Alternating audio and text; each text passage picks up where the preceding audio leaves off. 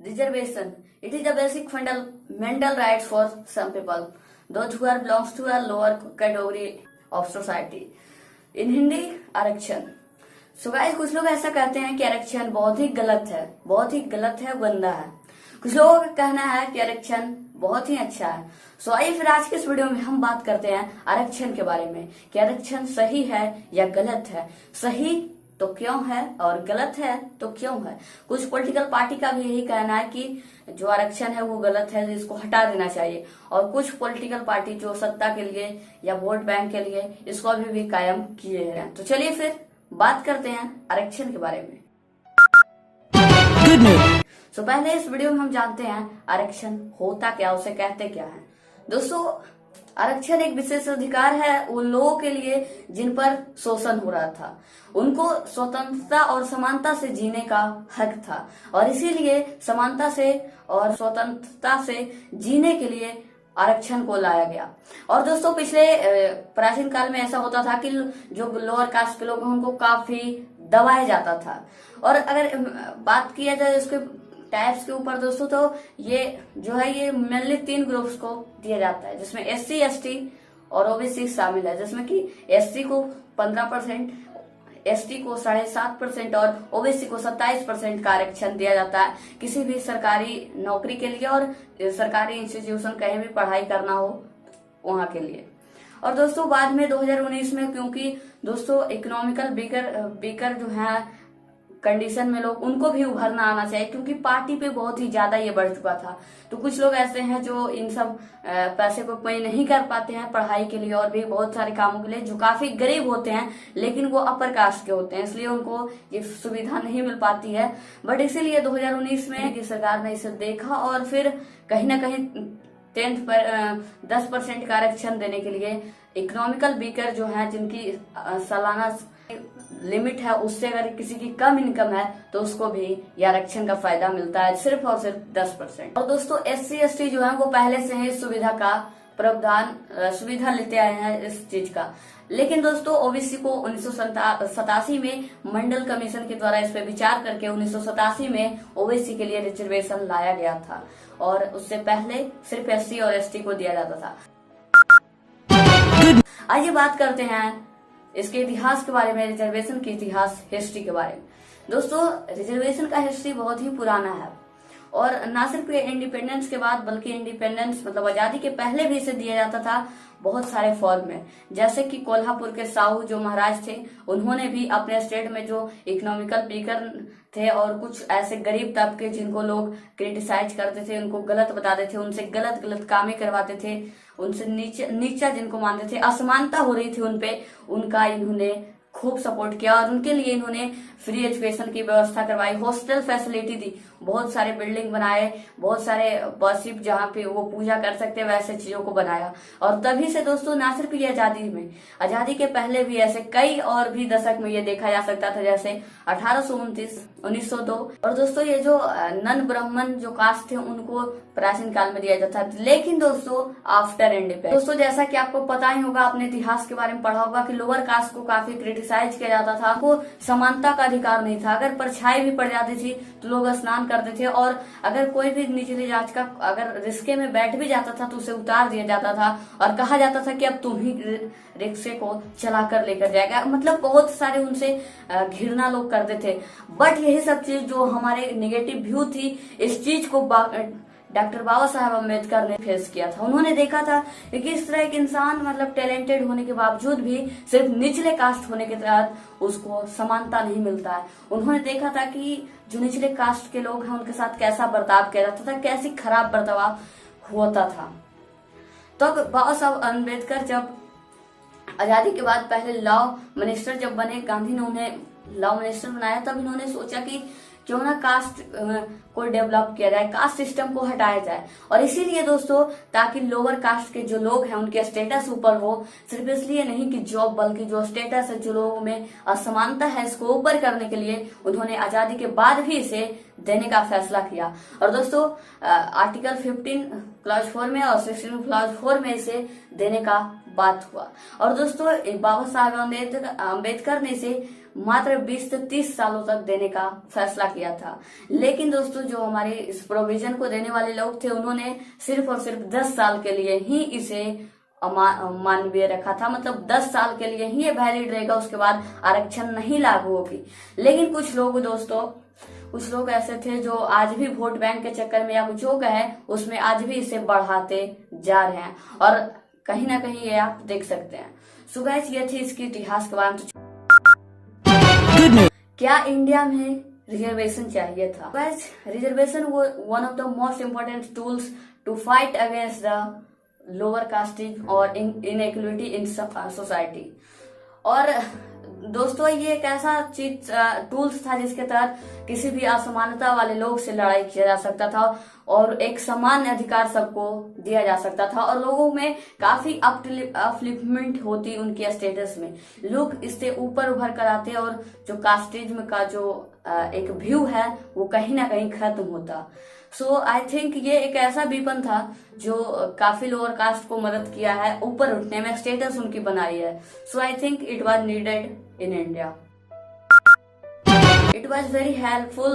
क्योंकि दोस्तों ये बहुत ही हेल्पफुल मुझे इस कदर से लग रहा है क्योंकि ये बैकवर्ड लोगों में काफी अच्छे तरीके से आया और काफी उसमें अपलिफ्टमेंट हुई।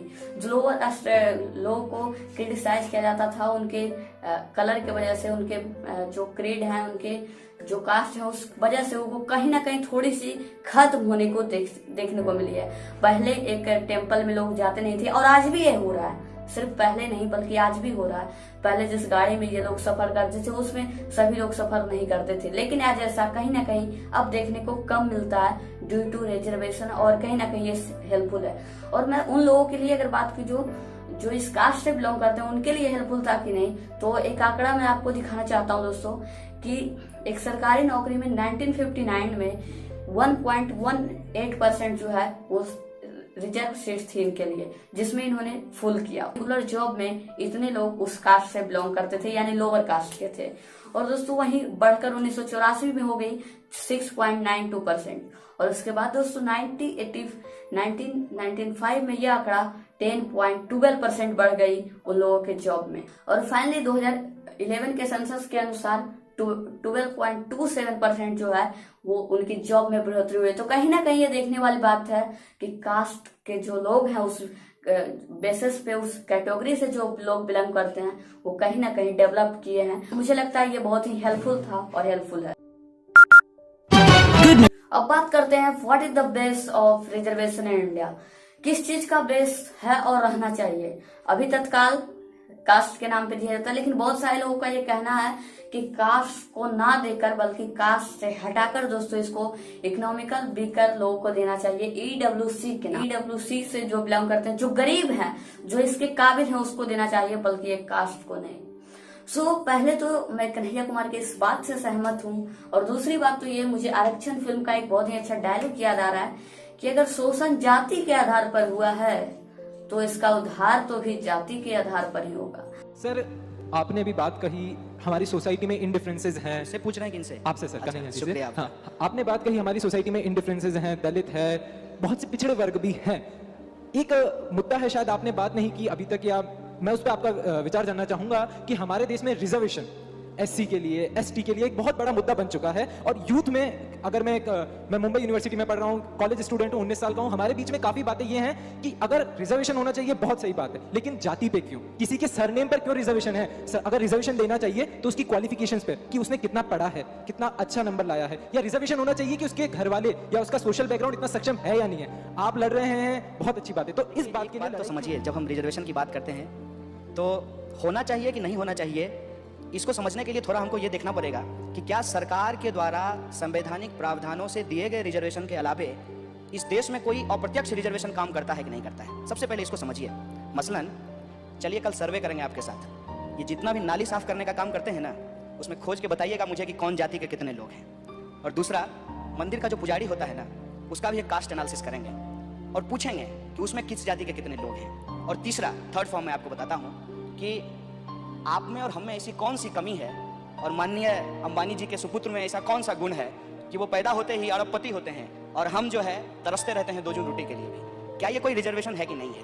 इसको समझने की कोशिश कीजिएगा, तब आपको ये लगेगा कि रिजर्वेशन दरअसल सोसाइटी के अंदर जो ऑलरेडी इनइक्वलिटी है ना, उसको खत्म करने के लिए है। ऐसा नहीं है कि उसे कोई और इनइक्वलिटी सोसाइटी में पैदा करना है। लेकिन पैदा कैसे हो जाता है? पैदा इसलिए हो जाता है कि जिसको रिजर्वेशन का लाभ मिला है उसको पॉइंट आउट करके हम बताते हैं कि देखो इसको रिजर्वेशन देने की क्या जरूरत है। चलिए इस आंकड़े पे भी बात कर लेंगे। हम पूछते हैं कि जब इस देश के अंदर मात्र 2% जॉब जो है वो सरकारी संस्थानों में है, 98% जॉब जो है वो प्राइवेट संस्थानों में है, और प्राइवेट संस्थानों में कोई रिजर्वेशन नहीं है, तो मुझे बताइए कि रिजर्वेशन से इनइक्वलिटी कैसे आ रही है। रही बात कि कास्ट के आधार पे क्यों, उसका एक कारण मैं आपको बताता हूं कि हिंदुस्तान में रिजर्वेशन जो दिया गया वो इकोनॉमिक आधार पे नहीं दिया गया, सोशल और एजुकेशनल बैकवर्डनेस के आधार पे दिया गया। कारण क्या था कि मान लीजिए कि मैं दलित हूं और मैं IAS बन गया हूं, हमारे दफ्तर में जब आएंगे कोई साहब जो दलित नहीं है, वो वहां प्रणाम तो उनको करना पड़ेगा, लेकिन निकलते निकलते जाति सूचक गाली देकर के जाएंगे। सो गाइस, कहीं ना कहीं देखने वाली बात है, अगर आप इकोनॉमिकल वीकर हैं तो आप कहीं भी अच्छे से पढ़ाई नहीं कर सकते हैं, कहीं भी हेल्थ केयर में आप अच्छी नहीं कर सकते हैं। लेकिन अगर आप एक लोअर कास्ट से बिलोंग करते हैं तो आपको हर जगह दबाया जाएगा। आप कहीं भी आगे बढ़ना चाहें आपको दबाया जाएगा। आप किसी के साथ उठ बैठ नहीं सकते हैं। आप अगर कहीं किसी अपर कास्ट के मंदिर में चल गए तो आपको पीछे रहना पड़ेगा या आपको धक्के मार के निकाल दिया जाएगा, क्योंकि सबका मालिक एक है, लेकिन फिर भी वहाँ क्रिटिसाइज होता है क्योंकि वो VIP है और ये लोग VIP नहीं है। इस बात को समझना चाहिए। सिर्फ उनके कलर पे ये बात देखकर बोला जाता है। उनके अगर किसी का कलर ब्लैक है तो उनके नाम से जोड़ दिया जाता है कि शायद वैसा है।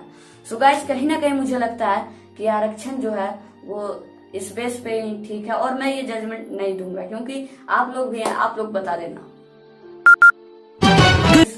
Advantage and disadvantage of reservation, क्योंकि कोई भी चीज है पूरी परफेक्शन के साथ नहीं किया जा सकता। क्योंकि अगर मेरा ही एग्जाम्पल लिया जाए तो ये वीडियो भी पूरी परफेक्शन के साथ नहीं बनाई जा सकती है, कुछ मिस्टेक हमेशा रहेंगे। सो रिजर्वेशन की भी कुछ खामियां हैं और कुछ फायदे भी हैं जो एक सोसाइटी में अहम रोल ये अदा कर सकते हैं।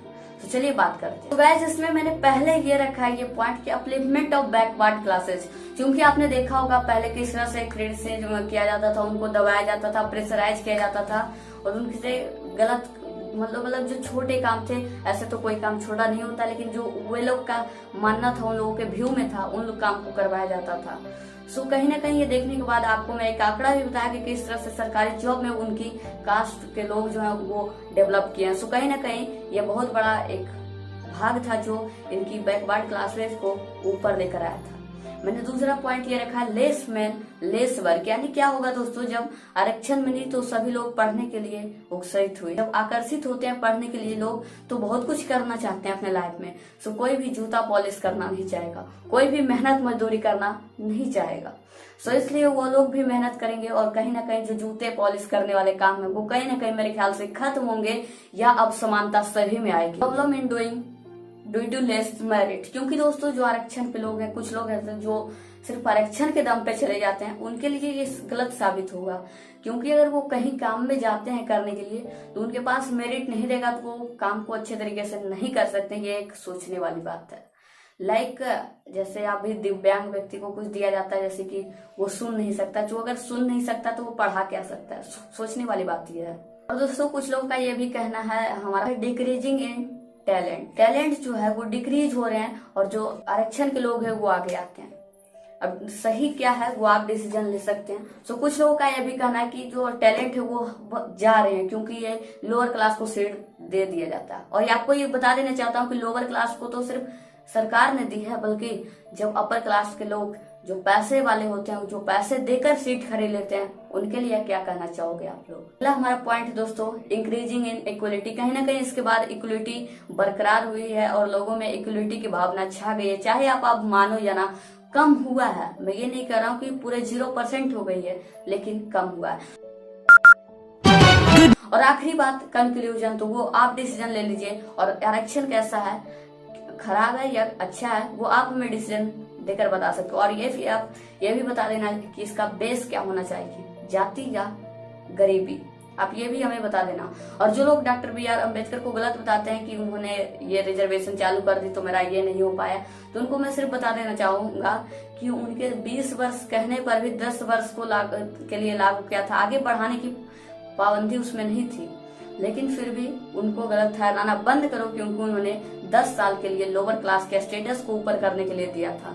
लेकिन अब लोग अपने पैसे के लिए, सत्ता के लिए, वोट के लिए उसको अगर आगे बढ़ाएं तो उसमें उनका क्या गलती। और आज भी सरकारी नौकरी और शिक्षा के लिए 49.5% का आरक्षण पहले दिया जाता था, लेकिन अब 10% उसमें बढ़ोतरी हो गई है। सो गाइस, अब अगर आपका भी कोई सवाल है इससे रिलेटेड तो आप हमें कमेंट में बताइएगा। मैं इस क्वेश्चन पे ऊपर पूरा आपको बताने की, उसकी सॉल्यूशन, आपकी जो उत्तर है वो देने की कोशिश करूंगा। सो आज की बातें हम हिंदी रखते हैं और आपसे जल्द मिलने की कोशिश करेंगे एक और अच्छे टॉपिक के साथ, नए वीडियो के साथ। तब तक के लिए जय हिंद और वंदे मातरम। और आप आरक्षण के बारे में फीडबैक देना ना भूलें। और आपको फिर एक बार सजेस्ट कर देना चाहता हूँ कि आप आरक्षण मूवी को जरूर एक बार देखें। सो जय हिंद और वंदे मातरम।